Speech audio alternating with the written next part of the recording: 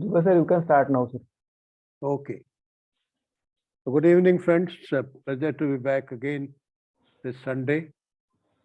Our speaker this evening is Dr. Gopal Krishnamurthy. Gopalji doesn't need any introduction in a case circle anywhere in the world.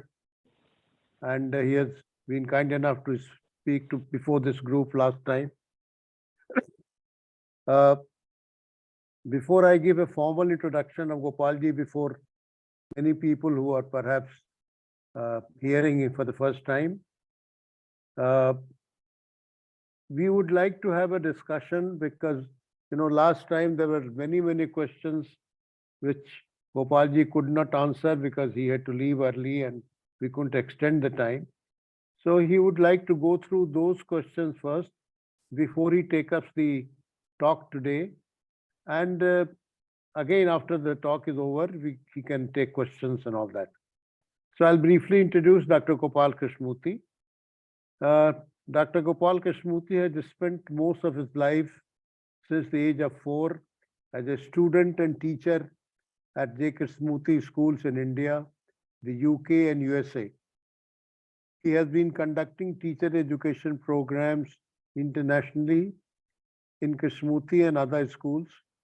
He was also principal focusing on curriculum and teacher education at the Krishnamurthy Foundation School in UK, that is Brockwood Park School. Gopal holds a PhD in education and MAs in education and philosophy and BA honors in physics.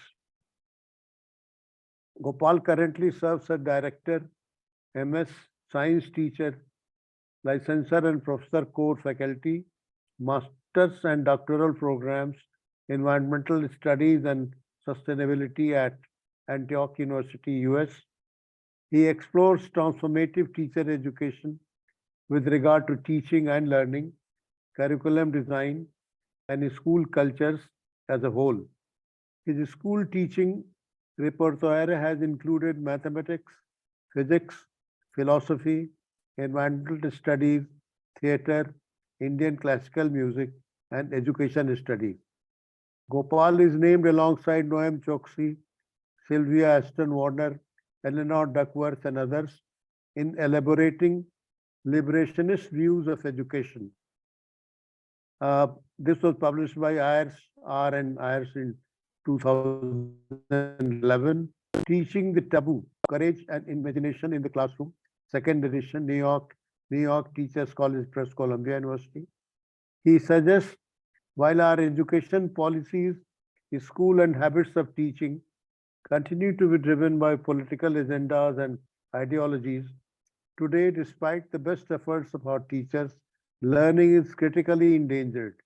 Its spirit tamed and tethered, its habitat shrunk, its resources depleted, and its movement circumscribed. This is Krishnamurthy, The Telegraph, 2013. Gopal has a long-standing core interest in the questions and challenges that Krishnamurthy raises regarding learning and living. Dr. Gopal Krishnamurthy is going to talk to us today on a theme, the place of knowledge and division, between the inner and the outer, with particular regard to teaching and learning. But before he does that, as he wanted, and many of you would have wanted perhaps, if you have questions on his last talk, which I had circulated, please go ahead and ask those questions so that Gopalji can answer them, and then we move on to the present day's theme. Before he does that, I want to thank Gopal Krishnamurthy for being with us today, and I want to extend a very warm welcome. And I also want to thank him for accepting our offer to be with the Indore group today. Thanks a lot. So with these words, I invite Dr. Gopal Krishnamurthy. Please unmute yourself and you can begin now. Thank you very much, Dubey, and thank you, everyone. I'm glad to be here. It's morning for me, early in the morning for me. It must be evening for most of you. So yes, let's begin. And if there are any questions, let's start with that. I won't necessarily answer them, but I'll try and explore them with you and maybe raise questions as well. So please, yes.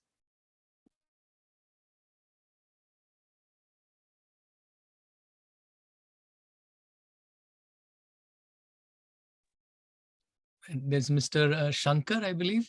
Please.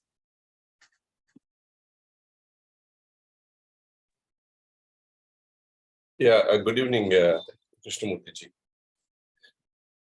Sir, I have a question. Is Krishnamurti teachings dealt with only how to live in this world as a good human being, or also about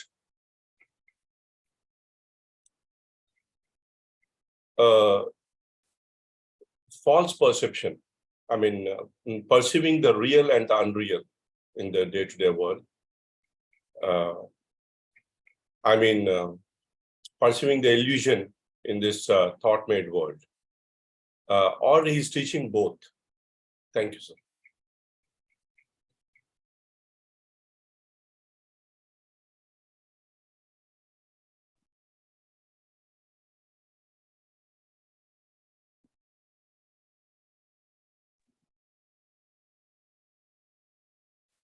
So is there another question perhaps? And then I'll see if there is a thread to some of the questions.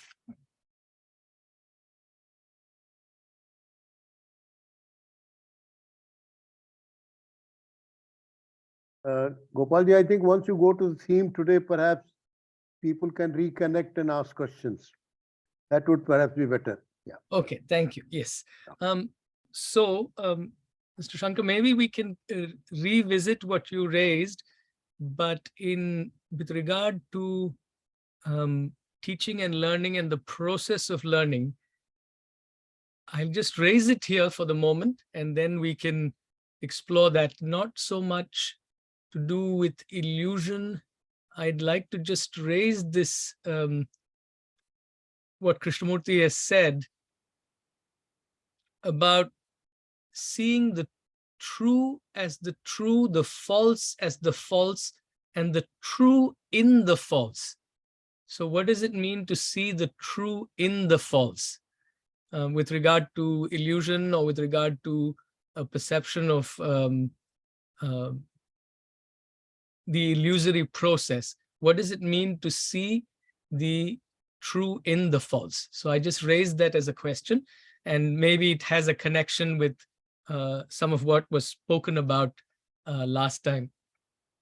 And I'll just go back to that previous talk. I'm also assuming perhaps many people weren't there or haven't had the chance to look at it. So I'll just take up some points that came up from the discussion we had last time.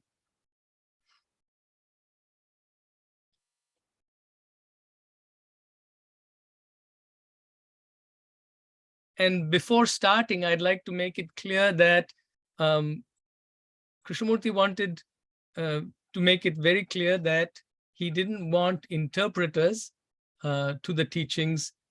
And so when I speak, I am really not even explaining Krishnamurti or even my understanding of Krishnamurti, but rather I would like to speak from an exploration of questions, concerns, perhaps confusions of my own, and in the mirror of Krishnamurti's teachings. So it's not so much some understanding of the teachings that I am somehow bringing to bear on reality or the world, but more from my own questions and doubts and confusions, perhaps looking at that in the light of Krishnamurti's, teaching. So I want to make that clear. And also, there is a danger of taking short excerpts and quotations without the entire context. So what I will do whenever I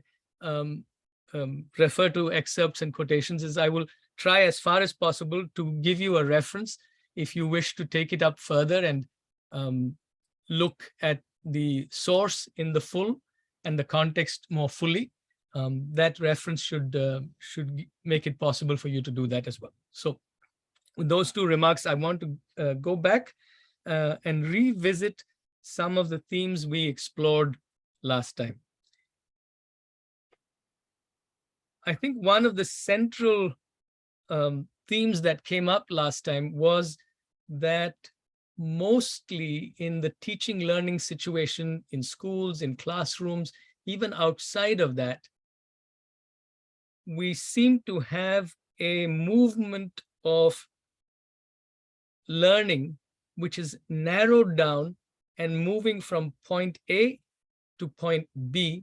And this seems to get narrower and narrower and narrower, this movement from point A to point B, from known to known to known to known, and evaluated at every stage. One of the examples was even tying shoelaces is now measured in terms of the child's motor skills. So we get worried if the child, for example, at a certain age, isn't walking the way the child is supposed to walk. At that age, the child isn't talking as yet. The child should be talking at this age. The child needs to be learning how to tie shoelaces if the child wears shoes, because that's a sign of motor skills. And there's measurement or bubbling a multiple choice paper to give answers to say about the child's ability to read and write. And this measurement process going from point A to point B, going from known to known, seems to happen very quickly and in an increasingly narrow manner. That was one of the things we spoke about. And then also, one aspect of what we explored was, is it possible not to quickly say academic excellence has its place, knowledge has its place, factual knowledge, and we are interested in exploring something beyond that, but rather to say, how does knowledge find its place? And where does that statement come from? Does that statement come from knowledge itself, having heard Krishnamurti or having come to that conclusion oneself? How does knowledge find its place, or what is the right place of knowledge, and where does the response come from? So that's one of the themes that emerged in the discussion. I'd like to go back to a couple of instances embedded in a daily life situation. And these are the two instances. So one is, we spoke about this example of an instance which has actually occurred in a classroom situation, but it's not necessary that it should be a classroom. I think we can explore it further. And this was this instance when the child was learning odd and even. And so the discussion was, what is 6? 6 is, and the question was asked in the classroom, and the question was, what is 6? 6 is, and all the children said even, and one child said odd. So, and typically the reason why children say 6 is even has very little to do with the numbers itself. It becomes, typically in classroom situations, it becomes a guessing game that the child or the children are tuned to figuring out this strange thing that occurs in a classroom, where a teacher asks a question to which he or she already knows the answer. And my job as a learner is to guess what answer the teacher has in mind that I have to give the teacher. So children sometimes start saying 6 is or even, and they quickly change to even, either by reading the lips and the expression on the teacher's face, or they go with the expression or the how the lips are of their friend. I know Amit is supposed to be very good at mathematics, so I don't know whether it's odd or even, but I'm going to go with Amit's answer. And I started saying odd, but now I'm going to change and make the answer even, because Amit has said even. So this happens in a fraction of seconds. But the strange phenomenon is that this seems to happen in a recurrent way, and absurdly, it doesn't happen in very many places in life elsewhere, that some person asks a question to which he or she already knows the answer, and the learner is supposed to guess what is this answer that I'm supposed to give, I'm expected to give.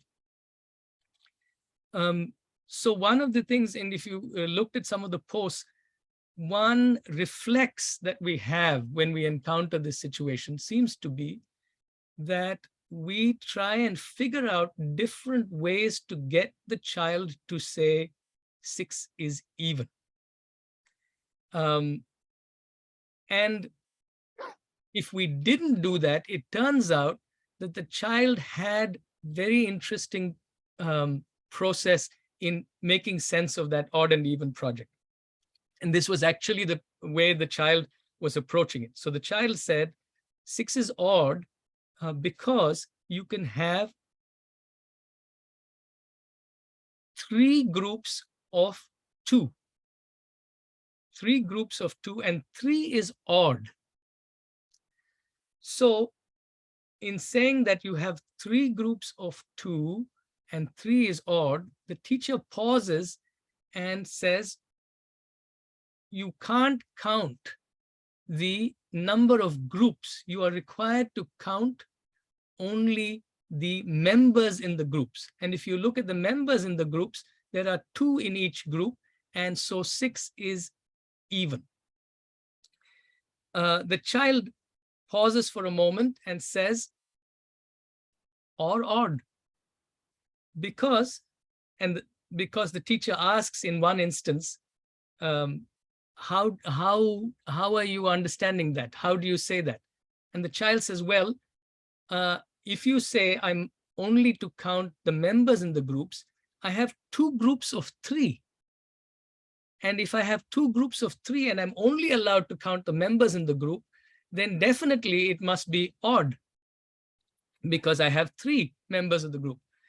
So then the teacher goes back to a way of demonstrating or memorizing 2, 4, 6, 8, 10 are even, and 1, 3, 5, 7 are odd. So again, the teacher asks the entire classroom, so 6 is, and again, all the children say even, and this child says, weird.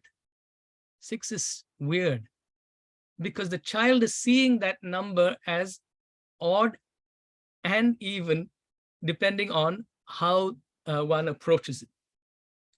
So there is a little dilemma here, in the sense of one can persist with one's habits of teaching and also assumptions about the child, and say this child certainly didn't have the knowledge of odd and even, which is a diagnosis and assumption. And my job is to make sure that this knowledge is somehow filled into this child, that 6 is even. The child already has the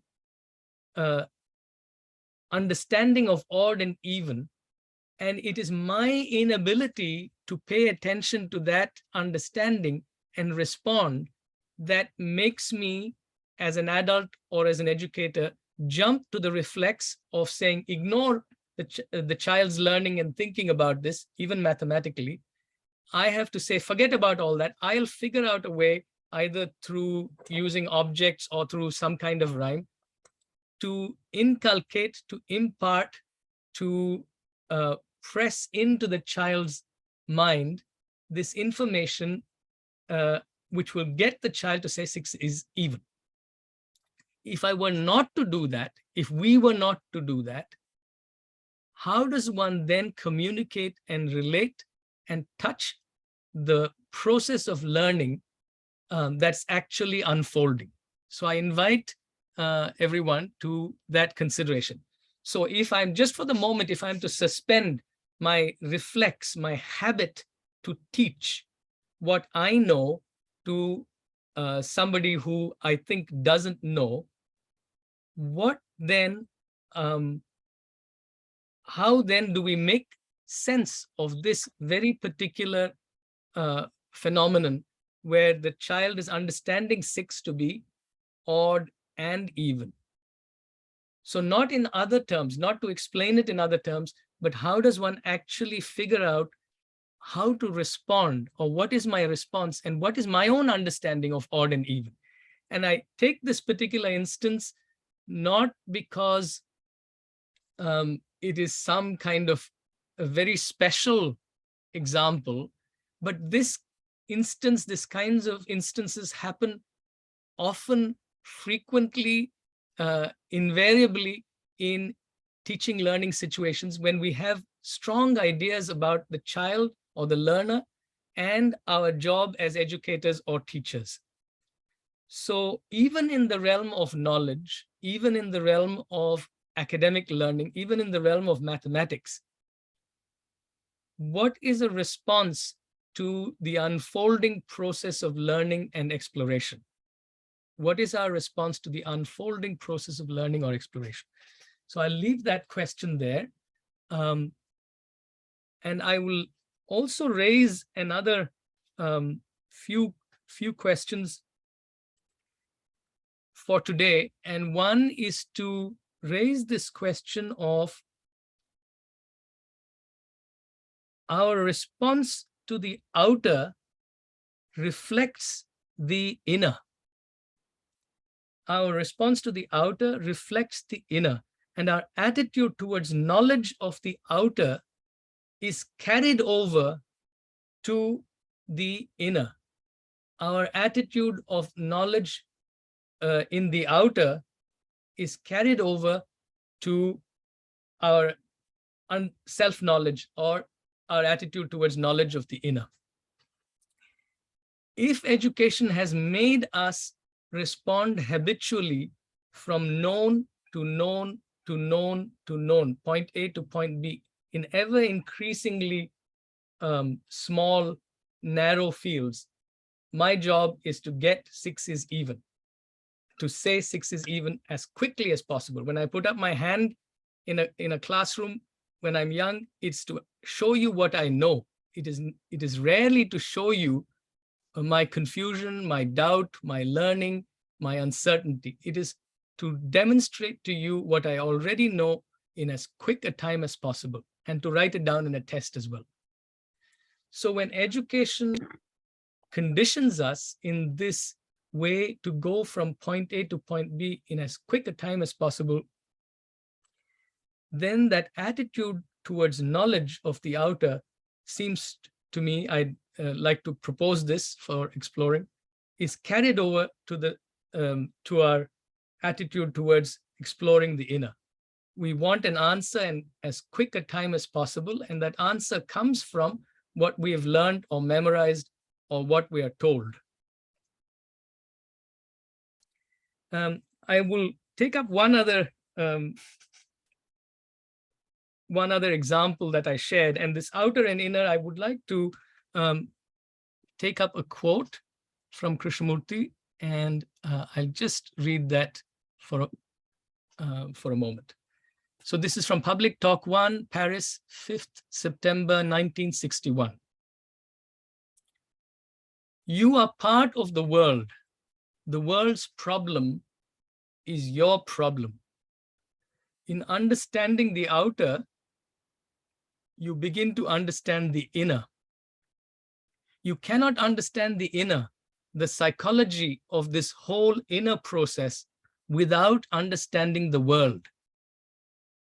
It is the same problem, two sides of the same coin. You cannot just take one side and say, I'm going to inquire into that. You have to understand the outer as well as the inner. I'll read that again. You are part of the world. The world's problem is your problem. In understanding the outer, you begin to understand the inner. You cannot understand the inner, the psychology of this whole inner process, without understanding the world. It is the same problem. two sides of the same coin. You cannot just take one side and say, I'm going to inquire into that. You have to understand the outer as well as the inner.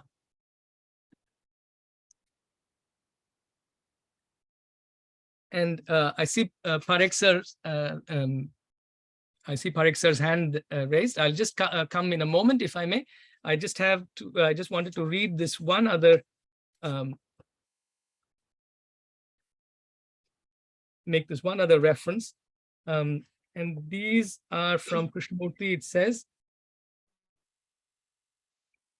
almost all of us feel responsible for our family, children, and so on, but do not have the feeling of being wholly concerned and committed to the environment around us, to nature, or totally responsible for our actions. This absolute care is love. Without this love, there can be no change in society. And that was, I believe it was from Letters to the Schools.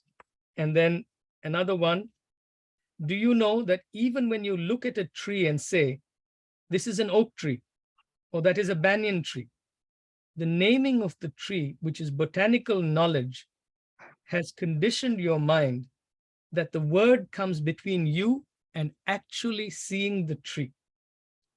To come to contact with the tree, you have to put your hand on it, and the word will not help you to touch it.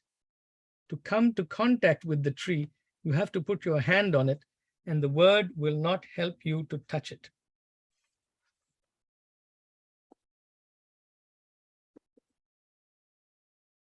So I would like to raise this question of, in any aspect of learning, whether outer or inner, what is the approach and what is the quality of the mind that approaches it? If I approach the sixes odd and even mechanically, then I'd like to suggest and invite us to consider that perhaps that same mechanical approach then gets carried over into the inner when I'm asking myself a question. I meet it from my past knowledge. So is it possible to approach, whether it is the outer or the inner, whether it is to approach the world of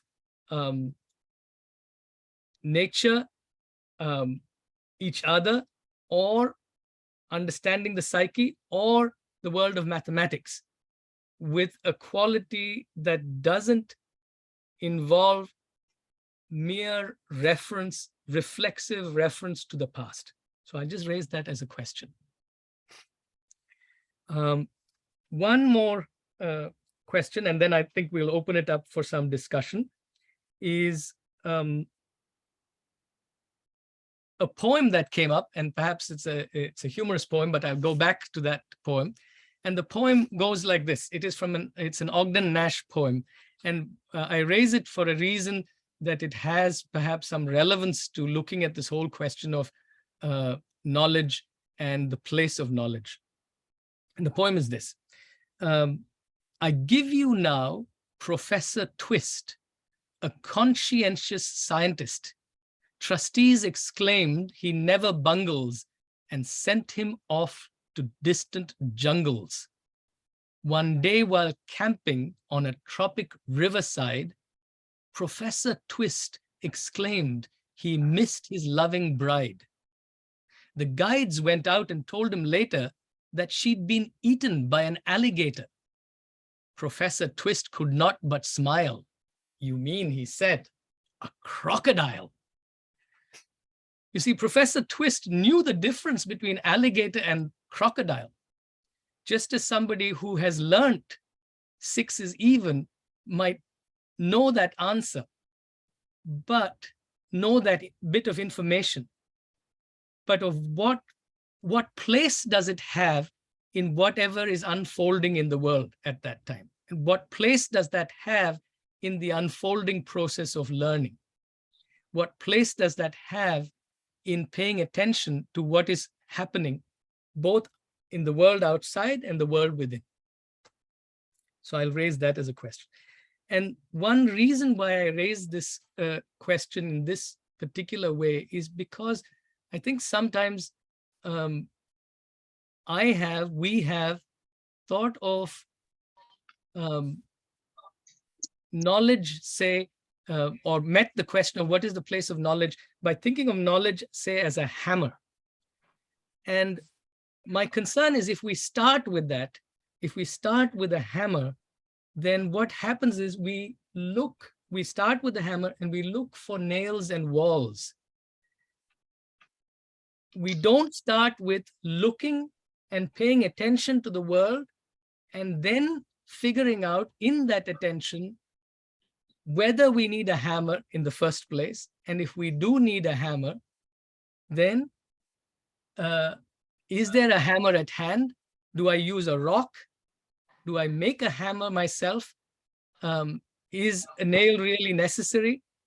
But from paying attention, it seems, to the world, it seems that then the use of the hammer or the place of the hammer becomes clearer. So I will raise it in this way, rather than just saying, oh, there is this thing called factual knowledge that we have and we know how to use. Where does that place for knowledge come from? And I will raise that as the bigger question. How do we know, or how does knowledge find its place? In what manner does knowledge find its place? Either it's a conclusion we've made, oh, knowledge has its right place, or we've heard it, we've read it somewhere, or where does knowledge find its right place in paying attention to what is actually happening? So I will raise that as a question. And maybe we can pause here, Dubeji, if that's all right, and then we'll discuss a little bit. And I have a few more questions to raise. Yeah, I think we can hear Dr. Harshad Parekh and then go back Yes. to, Yes. and you can continue. Yes. Yes, Dr. Harshad Parekh. Yeah, are you able to hear my voice? Yes, yes, yes. Okay. Thank you, Gopal.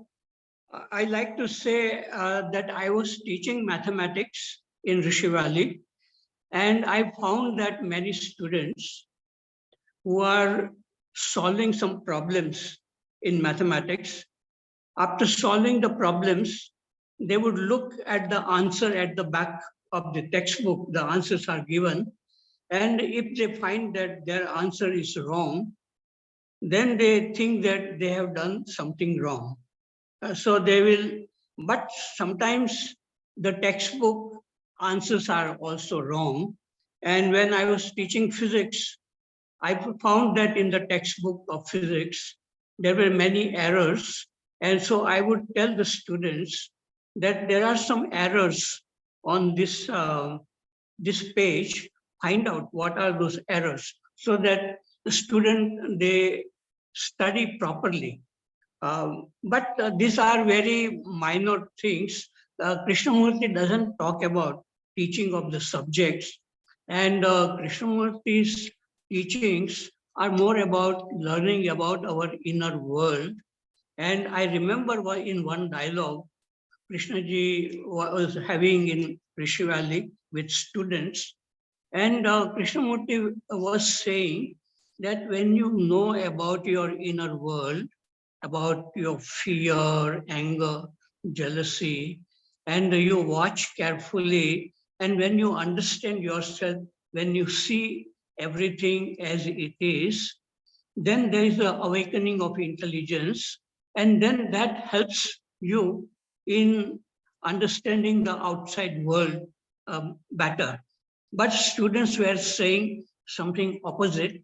Students were saying that we are studying the history and everything what is happening in the outer world in order to know ourselves. So these are two different emphasis. Whether do we learn from history that war is very dangerous. Nobody wins the war, everybody suffers. And in spite of learning the history, the war continues. Every year, so many wars are happening. And even though it is very damaging, And it seems to me that this knowledge which we receive from the outer world, it doesn't really help. But when we read something and then begin to investigate within ourselves, see whether it is true or false, by meditating on it, by being very silent, then there is a kind of understanding which helps us in doing everything what we do very efficiently. So Krishna ji gave a lot of importance to looking inward at our inner world, psychological world, and not just gathering the information about various subjects. So I also agree in that sense that in spite of learning many subjects and doing very well in the subjects in the examination, and people become engineers and doctors, but they are not free from the problems of ambition or competition or jealousy or loneliness and all this problem which requires looking inward. And that is, I would give more emphasis on looking inward, and which can help in looking at the world outside very, very correctly. So this is what I have to say right now. Thank you. Yeah, and Durga ji, I think there's another person.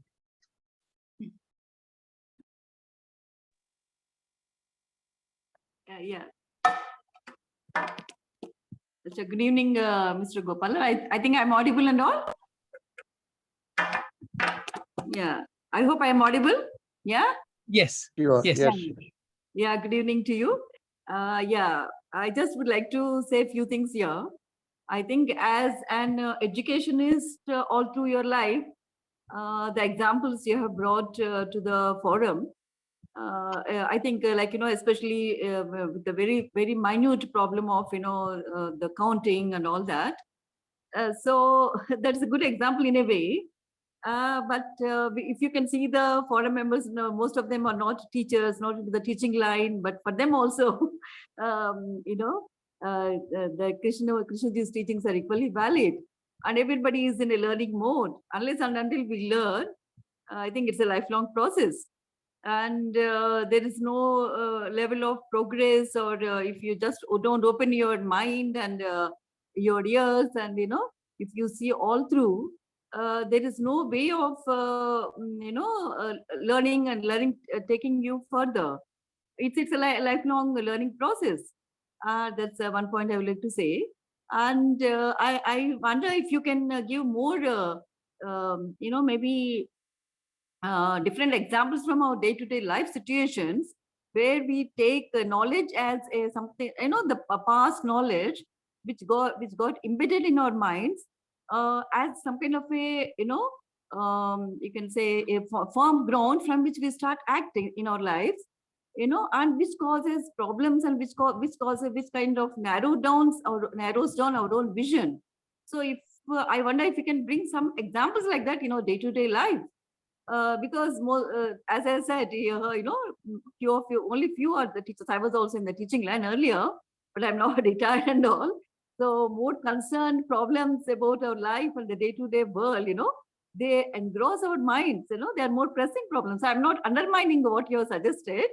I wonder, yeah. One more thing is, if you have gone through that William Anderson's talks, he himself was a professor of philosophy and all, along with Krishnaji. So there, Krishnaji says specifically, unless and until as a teacher you are evolving and you're not growing and you're not learning, you're not imparting anything to the child if you have just followed the pattern. And one thing that remained with me, and he says, when you go to the classroom, don't go as a person who is sitting on a pedestal or a podium, one who has learned everything, one who has understood everything. go as, the child is coming there with all his background, with all his problems, with the different, home environments. So maybe he's scared. So that, you are a bundle and he's a bundle. I remember reading those particular words very well. So when because unless and when the child is in a good frame of mind, if he's in a harmonious state of mind, when he enters the classroom, I wonder how far he can learn. So when the child is coming to the classroom, make sure that, he is comfortable, and he may be coming from a very problematic background, but as a teacher there, you need to make him feel comfortable. Okay, you have problems. I also coming from a different background. I also have problems. So make sure that the child is at ease first. So that somehow that point remained with me for quite many years. So that means as long as you as a grown up, you are not learning, you can't impart anything to the child. And this integrated learning and wholesome learning about all facets of life, I feel that's more important rather than just going into the academic part. Of course, that has its place. Unless and until one is good in academics, they can't find a job in life. And if one is not financially at least secure, one cannot go into all these deeper questions of life. So certain kind of security is very important, I feel, to be able to go into the more philosophical and deeper questions of life. If your background is is a very problematic, then all the concerns are towards that only. So that one point I would like to bring to the forum. And my request is, if you can bring more where knowledge is stuck and how we can start acting from knowledge, and that becomes problematic to our lives. I feel if you can bring out more examples from adult behavior or something more other than your classroom examples. So that's suggestion is. Thank you. So I'll also ask others, and Dubeji, there's also Miss Pradeep ji who is there. So would you? Yes. Yeah, and then I can Yes, respond. yes, Dr. Pradeep Verma, please unmute yourself. Am I audible, Gopal? Good morning. I came with this question, and partly you have already explained to some extent about that education conditions in a way. That is the story of what you said, known to known, right? Can there be a deconditioning education, or what you call as liberating education? And that also is clear, recalling what Krishnamurti said, known to known is a narrowing process. So the freedom from the known automatically becomes solid, underlined. But your question is very interesting. How does knowledge find its right place? Knowledge find its right place. Knowledge which is already consolidated, past, something like that. How it finds, other than the witness board, I'm not talking, how it finds the right place. Could it be when the known starts suffocating one? When it starts suffocating you in a way, and you're not able to breathe fresh? Then another good point you brought out, I think quoting JK, our response to the outer reflects the inner. Harshad Bhai was talking about emphasizing more on the inner. Emphasizing on the inner, does it not disbalance some situation that I have to be more concerned about the inner, whereas the relationship is inner, outer, inner, outer, inner, out, right? So we can't, in holistic, this is the holistic approach JK was talking about all through. Seeing holistically, listening holistically, attention also belongs to this whole holistic view. So these are some points, especially how does knowledge find its right place? I'm waiting for your response to that. Thank you very much. Thank you, sir. Thank you. I will take up a few questions, and then Sure. one aspect of this that I'd like to explore, and perhaps it's because we touched on it last time, it was also to raise this question, not just that we know what academic excellence is, and we continue to function in so-called school, classroom situation, knowing this is what academic excellence is, doing well in these tests, doing well and displaying and demonstrating what I already know is academic excellence. And then somehow that what we are to explore is something beyond this, that is to do with relationships and so on. I'm questioning whether that way of placing knowledge from our understanding, we know what place knowledge has. I'm questioning that kind of conclusion that we know its place. And then the other thing is, I would like to also explore this question, and last time there were several quotes from Krishnamurti, exploring this sense of what is excellence. So excellence meaning no competition, no comparison, even in the doing of mathematics. And Krishnamurti was suggesting what we start is, we try to start with, here is something that we know that is excellence, and then try and expand it to another field. But he says excellence, you start with excellence and not with skills and knowledge and so on. And starting with excellence, then that also has its implication for mathematics, for daily life, for whatever we do. So it's not a kind of fragment that there is excellence in the whole field of life, and there is this little activity that we do called mathematics. There's a little activity that we do that's called learning in school. Through and through, what does it mean for there to be excellence? Not necessarily success or performance, academic performance, excellence in exploring anything at all. So I'd like to raise that question. And some of the readings before, if we went back to the talks, refer to this. Is it possible to bring the teachings in the teaching of mathematics itself? So I'd just like to raise that. And then with regard to other aspects of daily life to do with feeling, emotion, thought, and so on, I will, for the moment, Durgaji, I'll stick to this example for a reason, and I hope that reason will make itself obvious.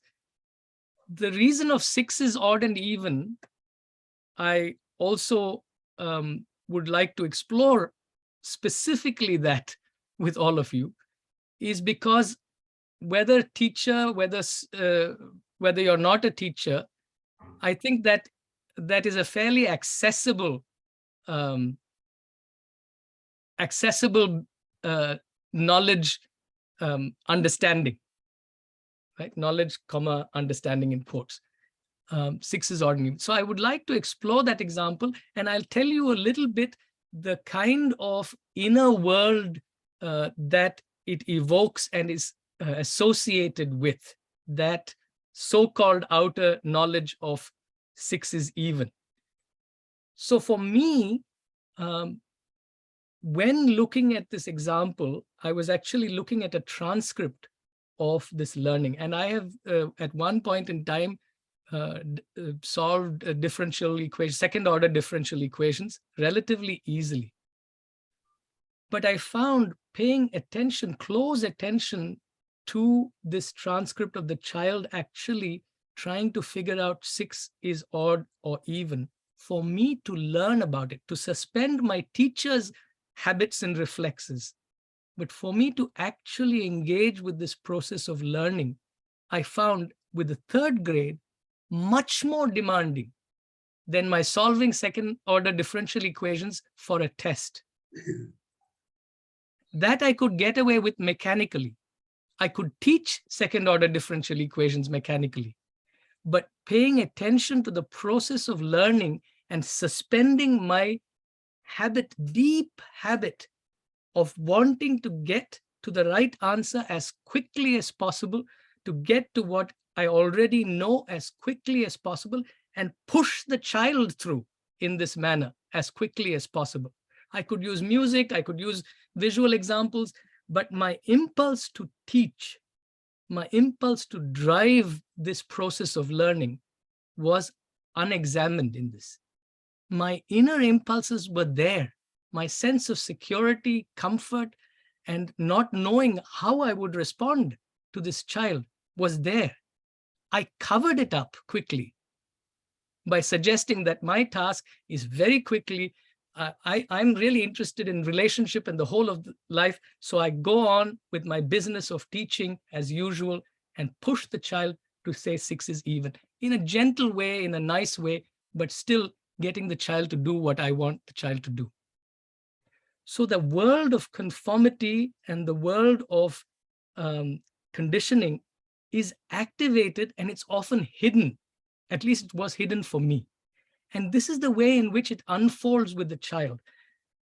So the child, that very child, will not only quickly be, the child keeps persisting in different cases to give an answer that is not expected by the teacher.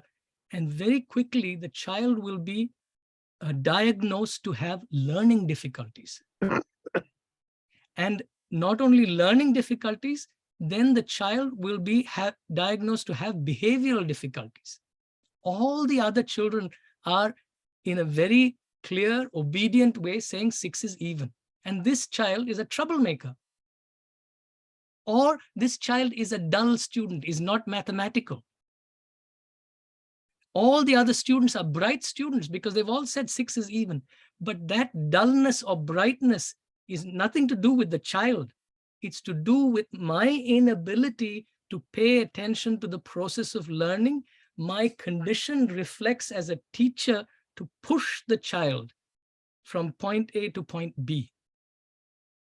So the inner world for me is mirrored in my mechanical approach to learning, which I have myself imbibed throughout my education. I'll share with you another very short example. And I would like to also for us to keep this 6 is odd and even in our minds. I don't want to let go of it precisely for the reason, Durgaji, that you raised. Because I think that what we do when we say, oh, no, but this is a trivial example, the whole of life is elsewhere. I think we miss the subtleties of the conditioning conformity process and this sort of need to hold on to the known. We push that aside. And that from childhood, that sense of firmly holding on to what I already know, especially as I become an adult, the insecurity that comes with even letting go of that for a while and saying, okay, how do I understand this process of learning in so simple a thing of odd and even? I think that becomes an issue. And then typically we begin to then sort out children, and then we get behavioral difficulties. And then we say, look, the problem is not the mathematics, the problem is actually the child, but the problem is my way of approaching the mathematics and the learning in mathematics as well. So I'll just share this other instance here, if I may. And this is from a book called Successful Failure, the School That America Builds. And it can be a school anywhere. It doesn't have to be America. It could be even a home situation.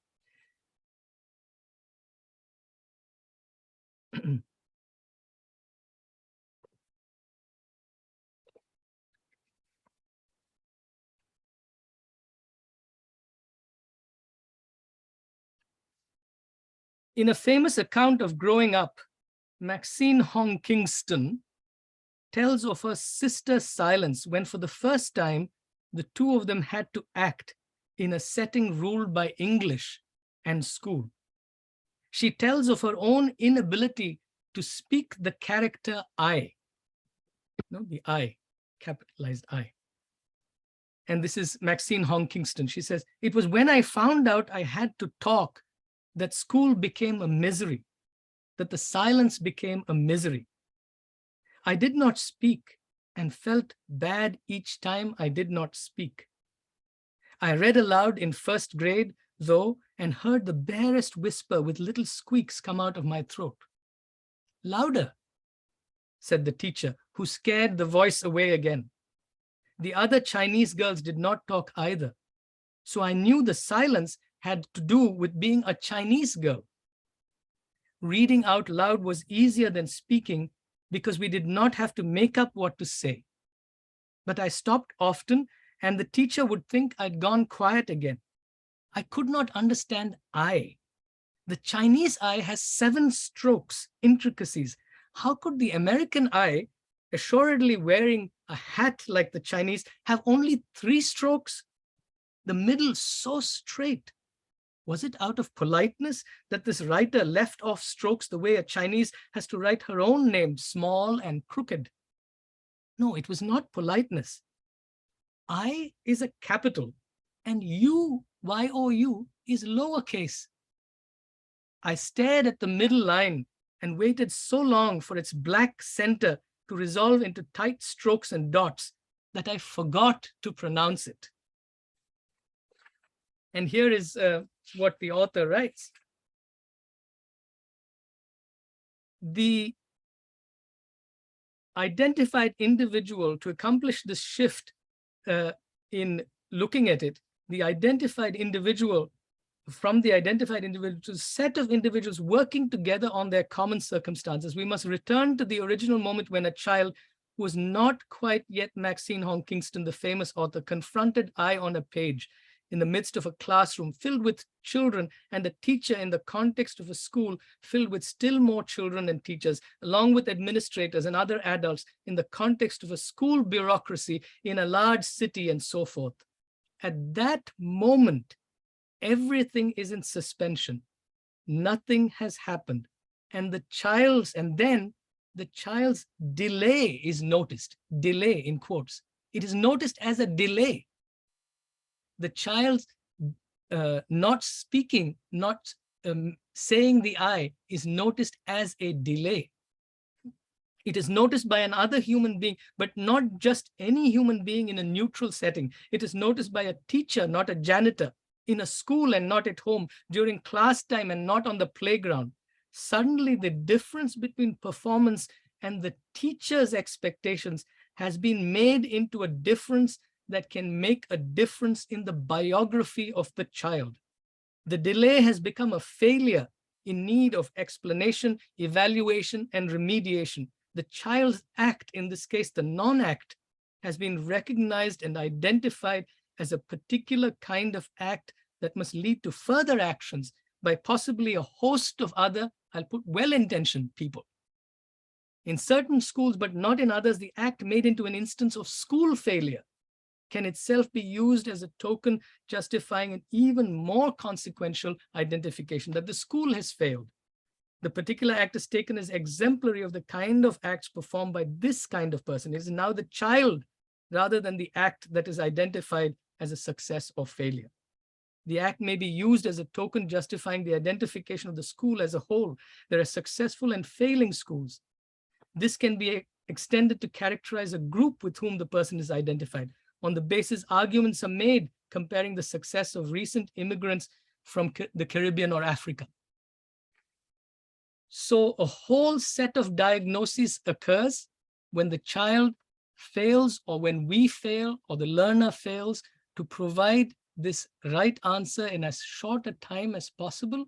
It seems that then the diagnosis moves to failure of the act, to failure of the child, to then it will proceed towards failure of the whole group, and sometimes diagnosed to be a failure on the teacher's part to teach correctly, and failure on the school's part. Or we might have this other simple diagnosis that if only the child could admit and recognized that they were weak at mathematics, we could help the child.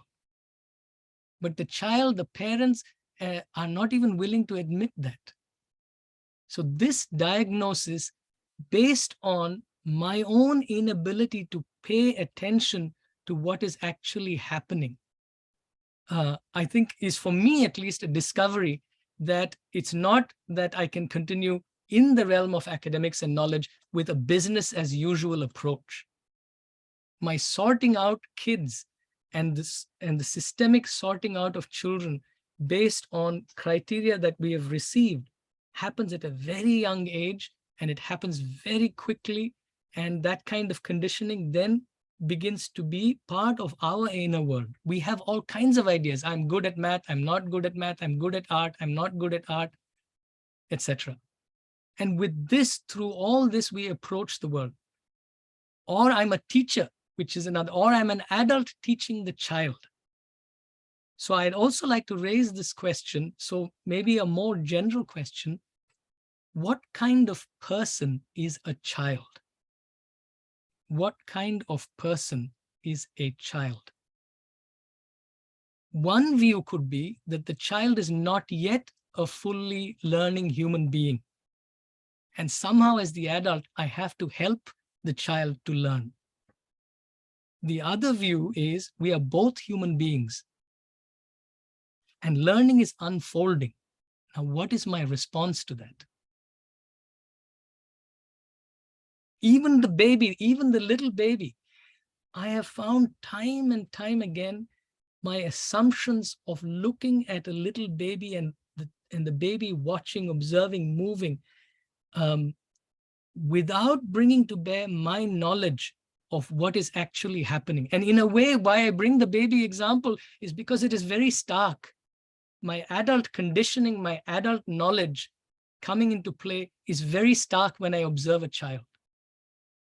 So if I don't observe the child from the point of view that the child somehow lacks something, and my job is to teach the child something, then how do we both, the baby and myself, explore the world outside and the world within? Because the baby might also be able to teach me about what it means to watch and observe. So I raise these questions, and then one last instance I would like to share with you, and maybe that will bring out more fully the deep-rootedness of conditioning and the grip of knowledge. And this is the example. I have a friend who is now probably in her mid-60s, and the example is one of it's a dictation. You might have all experienced dictation, so I won't. So just to move away from mathematics, dictation, where somehow the object of the exercise is to write as quickly. The teacher asks a word, philosophy, for example, or inner insight. You write the word as quickly as possible, and you put up your hand. And the reason apparently to put up my hand is because later I shouldn't go and correct what I have written, because if I correct what I have written, that's somehow cheating. So I put up my hand as quickly as possible. The teacher calls out a word, I put up my hand, and then the teacher says, how did you spell it? So this friend of mine who's in her mid-60s is still traumatized by this school experience, because she sees around that she can't play this game like the others. Teacher asks a question, teacher knows the correct answer already, and my job is to supply this piece of knowledge as quickly as possible. And she can't play this game as well as others. So what does she do? She doesn't want to look stupid, so she drops her pen to the ground. She drops her pen, and when she drops her pen and starts looking for it. So now the teacher has another diagnosis. Not only does this child have learning difficulties, this child has behavioral difficulties. Look, this child is being deceitful. she's dropping her pen, and she's doing it deliberately. Instead, if she just didn't put up her hand, we could see clearly that she can't spell, and we could help her with this difficulty. But now this child has deceit. So we have to convince the child and the parents, and we have to kind of treat this deceitfulness now of the parents and of the child, and other parents willing to admit also that this child has learning difficulties. But this learning difficulty, whether of getting the child to say 6, the difficulty of not getting the child to say 6 is even, or the difficulty of getting the child to speak the word I, or the difficulty of getting the child in as quick a time as possible, giving the answer that is already known to the teacher of the spelling. That learning difficulty has been made by our response into a behavioral difficulty. And that behavioral difficulty, then we may diagnose and respond to either with the basis of psychology or psychotherapy, or with the basis of our understanding of Krishnamurti even. So for me, the question is not seeing these as fragmented worlds, the world of knowledge, the world of academics, the world of learning, which is vital when children are exploring the world. 6 is odd and even can be a meaningful project. Just holding an object can be a meaningful adventure for the child. So how do I, without imposing my adult eyes and my adult conditioning and my own adult insecurity, with not relying on my knowledge and conditioning, how do I respond to the world with human beings together as learning together about the inner and the outer? I will raise it this way, without this division between inner and the outer, burdened by knowledge, burdened by my perceptions of child and adult, burdened by my own response to the process of learning. How can knowledge find its right place? And not from, Krishnamurti spoke about knowledge psychologically and made a distinction between factual knowledge, because that is Krishnamurti's knowledge of what Krishnamurti said. How do I respond? What is my own response, and where does that response come in? Is it coming in because my own sense of comfort is shaken, as it was in my case when I was listening to this odd and even discussion? Apart from relying on my own past knowledge of 6 is even and wanting to somehow hammer this into the child, my insecurity was that I couldn't let go of wanting to convince the child 6 is even and actually pay attention to that process of learning. My letting go of that knowledge, even for that instance, 6 is even, like Professor Twist, letting go of that bit of knowledge of the difference between alligator and crocodile, for that instance also Professor Twist couldn't do. So as an adult, can I hold knowledge? Can one hold knowledge in suspension so that it finds its right place? Maybe that's a wrong way of wording the question even. So I'll raise these several questions, but I'd also like us to engage with some of these specific small instances that are not complicated, without necessarily responding to it from the framework of, I already know this, I already have understood this. What would that mean? So just some questions. Yes, and I see Parekh sir and Hareshwar ji, yeah, please respond. And also I would like to suggest that there are a few more things I'd like to share with you. I will make sure there is time for that, but I would also like not to pretend that I have any answers. These are lifelong questions that and confusions that I carry. So I invite you to explore them with me. Yeah, Harshad bhai, please. Yes, teaching mathematics at a very young age, I think it can be taught in a very simple way by bringing marbles and sticks and showing them mathematics instead of talking about it.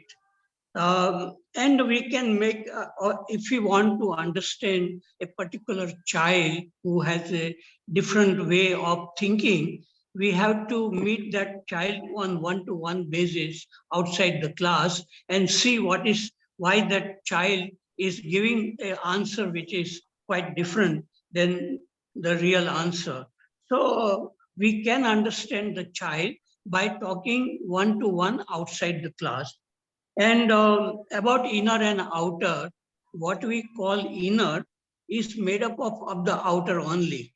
And when we study something, something goes in our mind and then we work on it.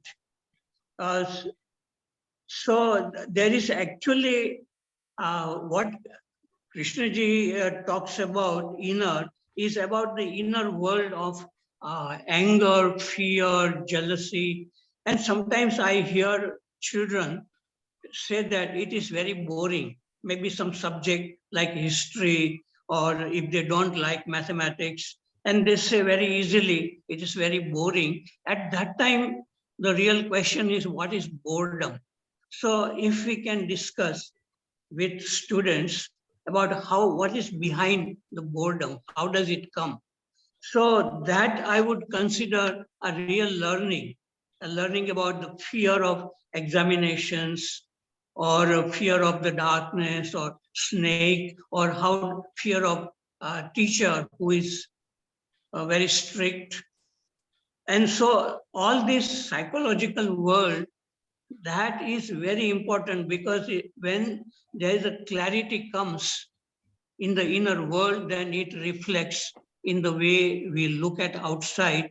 And that is why Krishnaji was asking, how do you look at a tree? How do you look at the face of your friend? Because he is trying to say that there is a different way of learning about our inner world, which affects the outer world. Outer world, we all students are learning so much about the outer world. So, but what is the quality of the mind which is learning about the outer world? That is interests me very much, and that is what Krishnamurti was interested. And about comparison, I remember in one dialogue with students, one little boy, fourth standard boy, told Krishnaji that, sir, the world cannot go on without comparison. And Krishnaji says, why do you say that? And the boy said that suppose you want to marry and there are 5 girls and you have to compare. And this was coming from a little child, this kind of answer. And Krishnaji was kind of disturbed and says, look, what you are doing with these children, even at the young age, they are comparing. But I would say that comparison is innate. And there is one person is very tall or another person is very short. And that the person who is short compares, no matter, nobody tells the person, boy, to compare, but comparison innate. It is there. What I would like to make student understand is that what this comparison is doing to you. Is it doing some harm? Then you have to really look inward, that why there is this comparison, because people are different.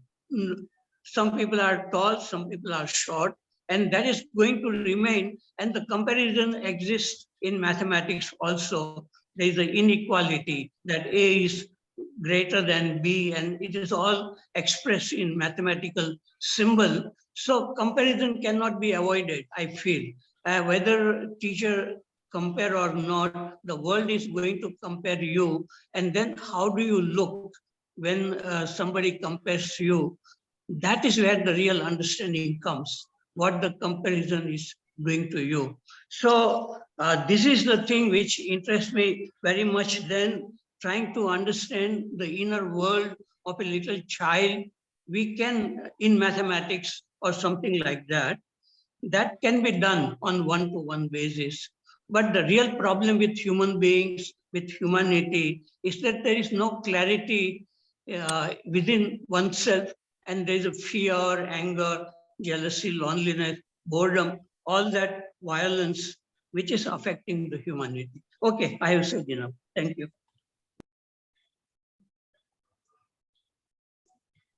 Yes, Harishji. Yes, Harish. Okay, first of all, namaste to everyone. Nice to see Gopal ji again. Okay. Now, I will go back to the first example, and that is just an excuse to drive home. Sorry to use this word, drive home, but to put across, not drive home, put across certain fundamental things. First of all, as an educator, first thing I have to make sure, ethically, morally, professionally, that I have no business to be impatient with any unconventional answer. Okay, if I can use this word, it is irreligious, almost sinful of a teacher to feel impatient with any unconventional answer. That is my first point. Second point, a child's unconventional answer can emanate from, spring from two things. First of all, his or her IQ, intelligence, cleverness is above average. Or it may be a case of child prodigy, which is fine. Nature is very creative, creates all kinds of human beings. First possibility, very, very intelligent. Second situation may be my failure to teach the concept of odd and even. When Gopal ji was explaining that in great detail, I was introspecting and not consciously. All this thing was going on. And this is something which I cannot help. It is just like for 5 years in Indonesia, DPS, and if I include Saudi Arabia, 6 years, I was teaching Pablo Neruda's poem, Keeping Quiet. And every time I came out of my class, I was mesmerized. My God, I was able to explain this poem in a totally new way. And one of the reasons why I was able to do that, because my mind was not burdened with how I taught last year. Okay, but let us put it aside. So I am not a math teacher, but if I were to teach this thing, this is great fun. Please bear with me. I would enter the class. I would not use the word odd and even at all. I would say, look, today there is no class. They want some volunteers. One group is wanted in a garden to help with weeding, the grass and all that. Another group is needed in the kitchen. We can't help it. But it should be equal groups. Now, even if their one group is larger, you had it, means the supervisor would mind it. So make two groups. Naturally, suppose there is a class of 20, 10, and counting I would not even at this stage, I would not use the word even. And then I would say, okay, fine, all are present today. Suppose somebody is sick. So I will just call one of the students, either go out of the class for a few seconds or need not be, just stand in a corner, or you become a teacher. Now do it. No matter how hard they try, they would not be able to make two groups of equal number, I would say.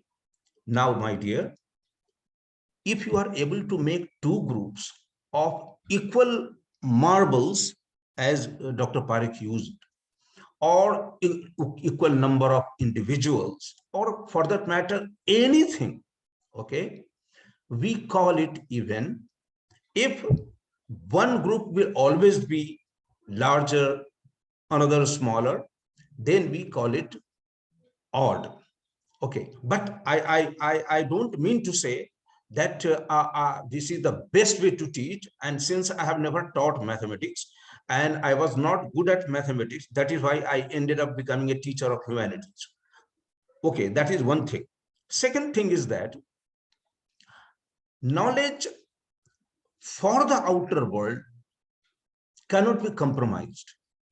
If I am flying a plane, means I am traveling by by air, and a pilot is not well knowledgeable about how to fly a plane, or I am being operated upon for my heart, lungs, God forbid, I don't have such problems.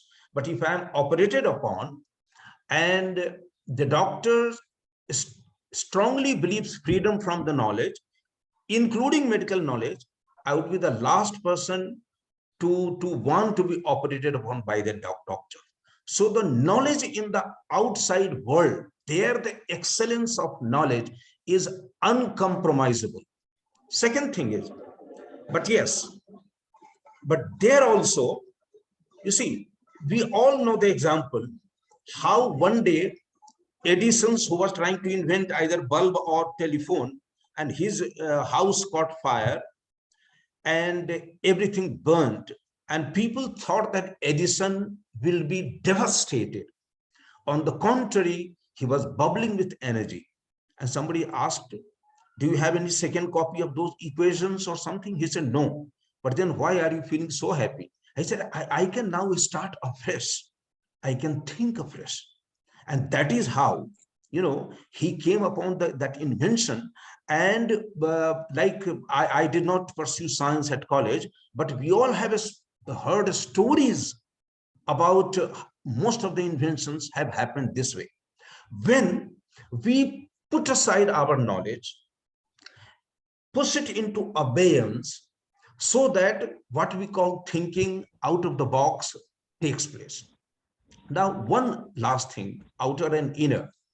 I can never forget one thing. Krishnji said, the speaker never passed a single exam in his life. 3 times he, in those days, even in my days, we used to call it matriculation, you know, matric. So he took exam 3 times. Every time he failed without fail. Every time he failed without fail. Okay, fine. Now, but he said, what I learned from observing people and the world. Let me share my personal experience. I spent 4 months in Bangalore, and one day, out of curiosity, I went to the Art of Living ashram, and there was that thing, you know, this prasadam or whatever, free lunch. I was standing in the queue, and I saw, to my horror, people were jumping line. So when you observe this, you realize that their belief in God hasn't done a thing to them. It is just like Vivekananda telling the Westerners that you call us uncultured, but your so-called being cultured is a skin dip. And if I scratch your skin, the barbarous inside you will come out. So people are really just only a skin deep. So when you observe, you can observe this in 2 ways. Either feel angry for the person, punch him, pick a fight, argument with him, or look within and ask yourself, look, would I ever do the same thing? But probably if there has been some self-awareness, there is a past of history of self-awareness, I would say no. The way I minded somebody jumping the queue, and I could not help cursing the person. Same way, if I jump the queue, if I jump the signal, okay, people would mind it. So that is all. The more closely we observe the outer world, it helps us, it throws us back at ourselves. And the more intimately we have understood ourselves, we begin to learn about the other people. And that is the whole meaning of we are the world and the world is we. You are the world and the world is you. This is not a theory. It is a reality. Racially, we are different. We are different in terms of IQ. We are different culturally, linguistically. But yes, I never, my family never celebrated my birthday because I was brought up in a village, and it was only in class 6 that I came to know about English alphabet. But I had the opportunity to teach in some good schools, and I was surprised that every child is on cloud 9 over the moon when the birthday comes. And then one day, one child asked, "Sir, which is your birthday?" I said, "There are two kinds of birthday, my certificate and my real." "No, no, tell us real." I told them the real.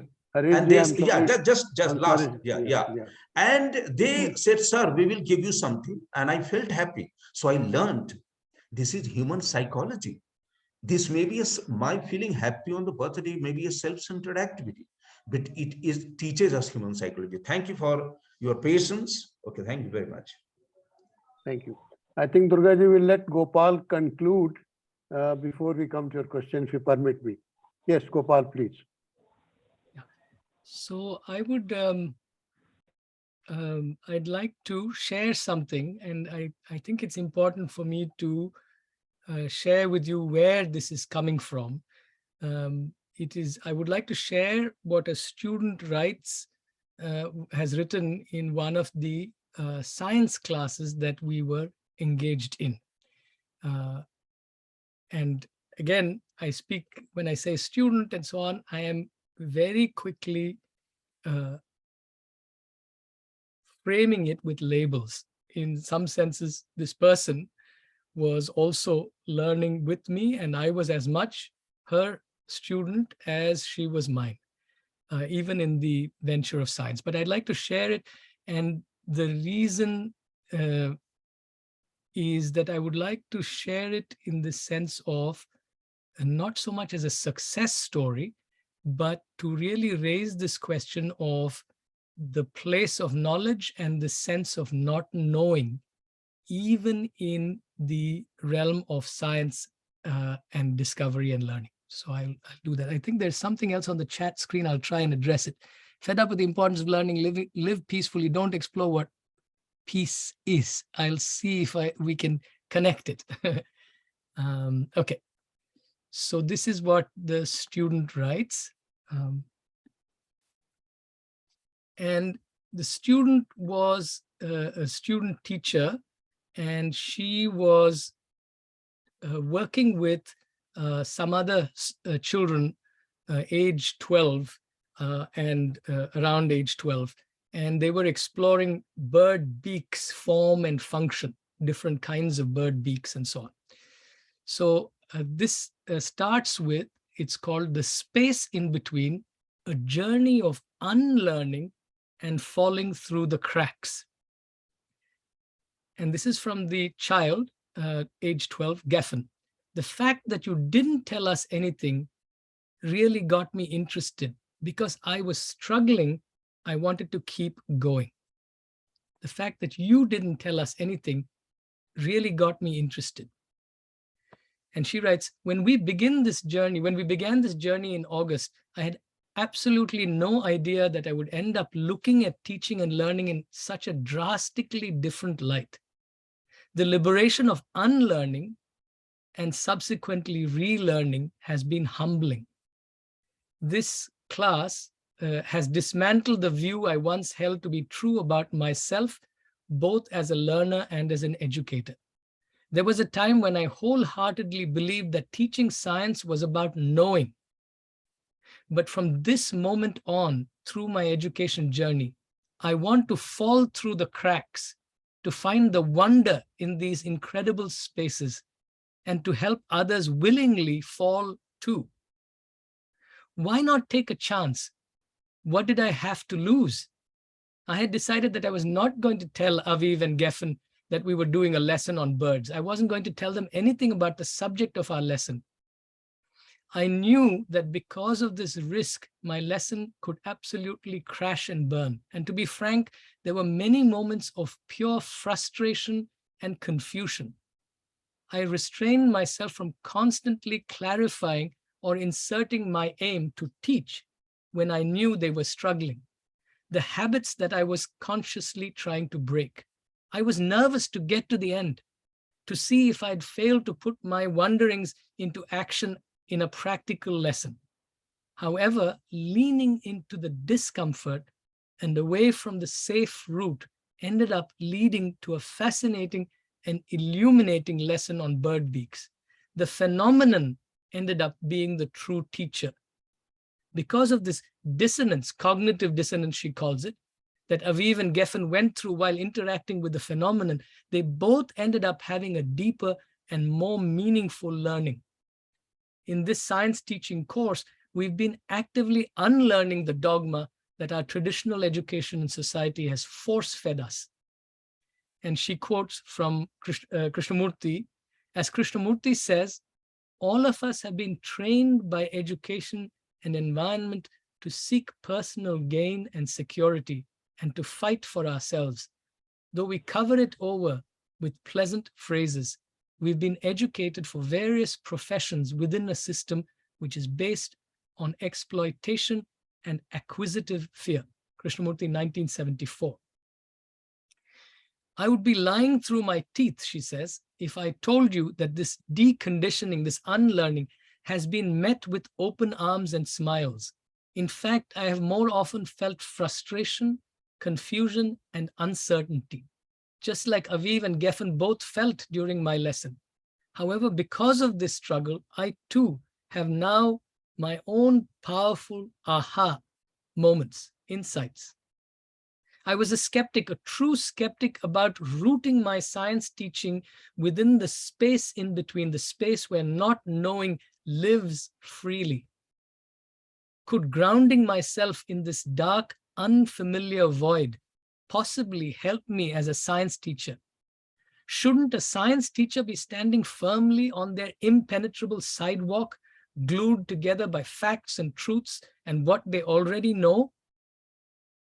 This has shown me the importance and value of staying present and questioning what I think I know, to look at teaching and learning as my own science experiment.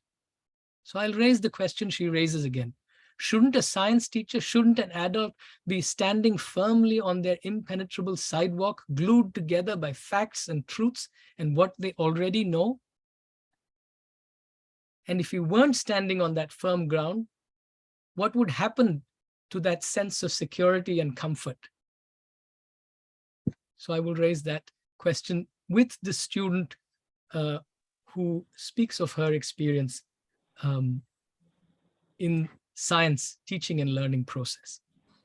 Two last quotes I would like to share with you are from Krishnamurti. The one, I'm sorry, I don't know the source, but I think we can find it. If you Google just the text or go to JK Online and see if the text will show up. It says, how does one deny?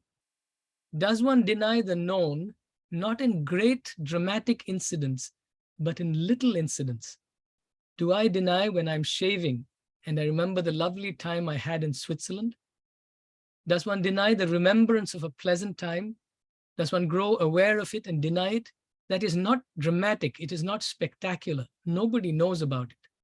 Still, this constant denial of little things, the little wipings, the little rubbings off, not just one great big wiping away, is essential. It is essential to deny thought as remembrance, pleasant or unpleasant, every minute of the day as it arises. One is doing it not for any motive, not in order to enter into the extraordinary state of the unknown. You live in Rishi Valley and think of Bombay or Rome. This creates a conflict, makes the mind dull, a divided thing. Can you see this and wipe it away? Can you keep on wiping away? Not because you want to enter into the unknown. You can never know what the unknown is, because the moment you recognize it as the unknown, you're back in the known. The process of recognition is a process of the continued known. As I do not know what the unknown is, I can only do this one thing, keep on wiping thought away as it arises. You see that flower, feel it, see the beauty, the intensity, the extraordinary brilliance of it, and so on. And I will also, I would like to also end with an other quote.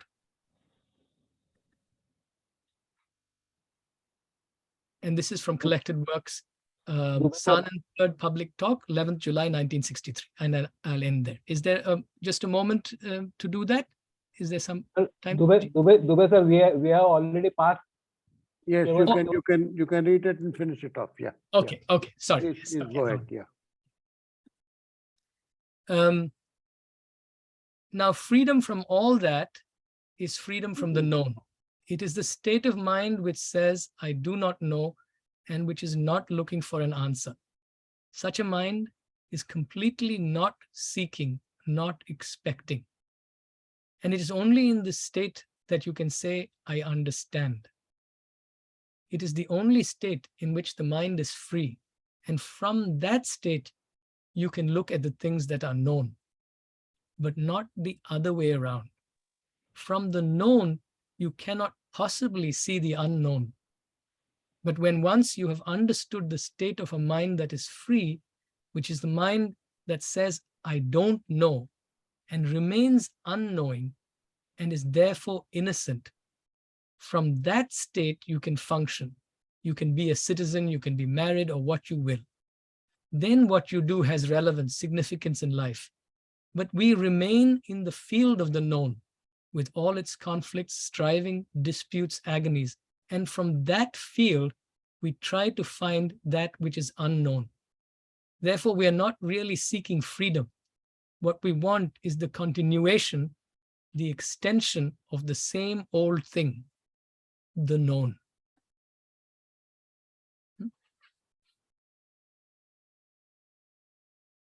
Thank you, Gopal. I think it's a profound quote to end with. And it was a very interesting lecture, and all of us who have been associated with education have been grappling with some of the issues that you have brought forth. Very interesting discourse. Thank you so much for being with us. Thank you very much, all of you, for joining and exploring with me. Thank you. Thank you. Thank you. Next Sunday, we'll have Dr. Vikas Beniwal with us at 11 a.m. Sunday morning. So when you are free, please do join us. And with these words, I want to thank Dr. Gopal Krishnamurthy once again for sparing his time and being with us.